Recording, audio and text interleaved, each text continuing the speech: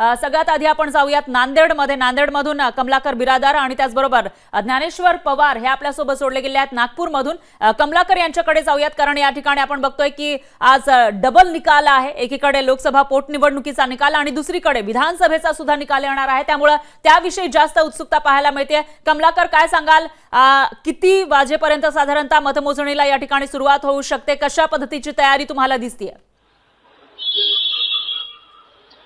नक्कीच खरा नांदेडमध्ये जे आहे लोकसभेची पोटनिवडणूक या ठिकाणी लागू झालेली आहे. त्याचबरोबर नांदेड जिल्ह्यामध्ये 9 विधानसभा यांची सुद्धा निवडणूक या ठिकाणी निवडणूक लागू झालेली आहे. त्याचं मतदान जे आहे ते जवळपास 62 ते 65% इतकं मतदान झालेलं आहे.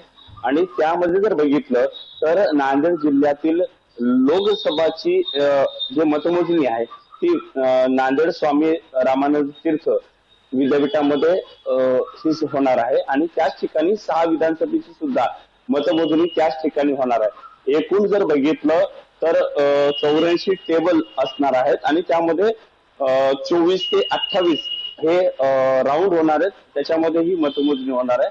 आणि नांदेडमध्ये जर बघितलं तर नांदेडमध्ये ही चुरशीची लढत आपल्याला पाहायला मिळणार आहे. आणि दिग्गजांचे भवितव्य जे आहे आज सगळ्यांच्या समोर येणार आहेत. निश्चितच कमलाकर, दिग्गजांची प्रतिष्ठा पणाला लागल्याचं आपल्याला पाहायला मिळते. त्यामुळे निकाल नेमका नांदेडचा काय असेल, तो मग लोकसभा पोटनिवडणुकीचा असेल किंवा विधानसभेचा, त्याविषयीचे प्रत्येक अपडेट आपण घेत राहूया. दरम्यान धन्यवाद तुम्ही दिलेल्या या सविस्तर माहितीसाठी.